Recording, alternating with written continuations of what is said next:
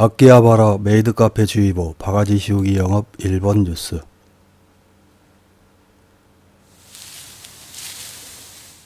일본 도쿄 길거리에는 서 있는 여성들이 많습니다. 카부키초 오쿠보공원 주변에서 스마트폰을 보며 지나가는 남성들이 다가와 협상해 주기를 기다리는 타침보 여성들.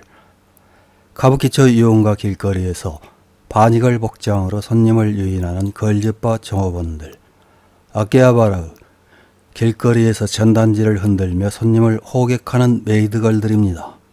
이 중에서 메이드걸이 활동하는 아키하바라는 전자상가 거리로 유명한 곳입니다. 아키하바라역을 나서면 바로 눈에 들어오는 것이 전자상품을 취급하는 수많은 가게들이지만 인터넷 쇼핑 활성화로 과거 명성은 유지하기 힘들어 보입니다. 원래 자동 판매기의 나라로 불리는 일본 길거리 곳곳에는 자동 판매기가 있지만 아키하바라에는 특히 색다른 자동 판매기가 많습니다. 음료수나 과자류 등에만 머무르지 않고 팥이 듬뿍 들어간 일본식 팥죽 오시루코, 라멘캔, 오뎅캔까지 자동 판매기로 구입할 수 있습니다. 아키하바라를 상징하는 가장 핵심이 오타쿠입니다. 애니메이션에 열중하는 사람들은 극중 캐릭터로 코스프레를 하는 사람이 있을 정도로 열광적인 팬이 집결하는 곳이 아키하바라입니다. 그러나 이런 모든 것을 덮어버릴 수 있는 것이 메이드 카페입니다. 메이드 복장을 한 웨이트리스가 손님을 주인님으로 모시면서 식사나 음료를 제공하는 메이드 카페에는 더 이상 자세한 설명을 하지 않아도 될 정도로 우리나라 사람들도 잘 알고 있습니다. 아키하바라를 걸어가는 한국 젊은 관광객을 붙잡고 일본 방송사에서 아키하바라에서 가장 하고 싶은 게 뭐냐고 묻자 주저하지 않고 메이드 카페에 방문하는 것이라고 말하면서 뭐에 콩을 외치는 모습도 방송될 정도입니다. 이렇게 아키하바라의 전성기를 함께한 메이드 카페이지만 코로나 이후 영업이 부진해진 업소에서의 변태 영업도 활개치고 있어 주의가 필요해 보입니다. 카부키초 등에서 영업하던 유흥업소들이 영업이 부진하자 이곳으로 몰려들어 컨셉 카페를 만들어 영업하고 있습니다. 이런 업소들은 말만 카페이지 실제로는 유흥업소와 마찬가지인 변태 영업을 합니다. 이런 업소의 호객 메이드를 따라갔다가는 여지없이 바가지를 당하거나 전혀 다른 경험을 할 수도 있어서 주의가 필요합니다.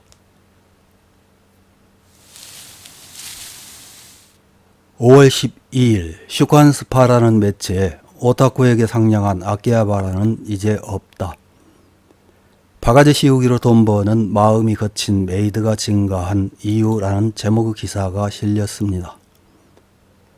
기사를 보면 일본이 위험하다는 말을 듣기 시작한 지 한참 지났지만 정말 위험해졌다고 합니다.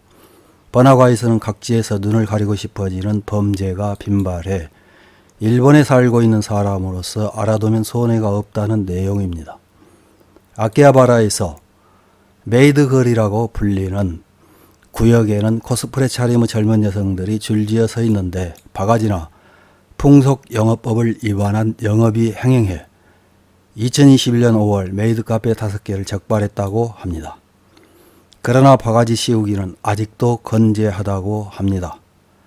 밤의 호객 건수는 확실히 줄었지만 낮에는 오히려 늘고 있습니다. 타깃을 셀러리맨에서 외국인 관광객과 지방에서 오는 손님으로 바꾼 것 같네요. 바가지 씌우기로 돈을 버는 가게는 여전히 존재하고 8,000엔 정도의 샴페인을 시키지 않으면 캐스트와 말할 수 없거나 무단으로 캐스트가 드링크를 마구 마시고 마지막으로 4-5만엔이 청구됩니다. 라고 컨셉 카페를 운영하는 남성이 말합니다. 한때 오타쿠 친화적인 거리였던 아키하바라는 오타쿠에게 엄격한 거리가 되었는데 그 이유는 거리에서 일하는 여성들의 질이 달라진 데 있다고 합니다. 또한 이 남성은 예전의 메이드 카페라고 하면 오타쿠인 여자가 용기를 내 면접을 보러 오는 장소였습니다.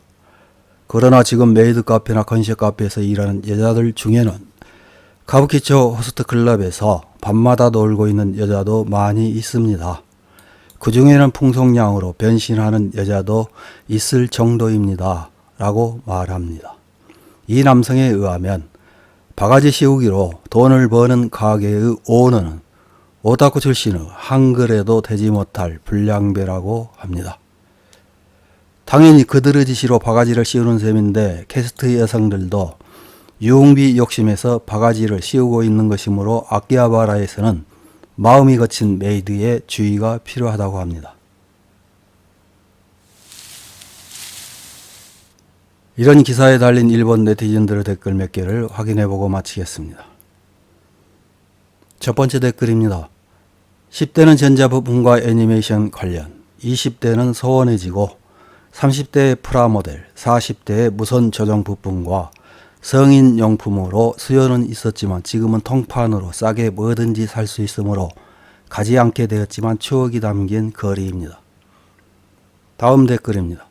메이드 카페뿐만 아니라 이자카야 등에도 말할 수 있는 것이지만 호객하는 가게에는 절대로 가서는 안 된다. 정말 좋은 가게라면 호객 행위 같은 건 하지 않아도 자연스럽게 손님은 올 것이다.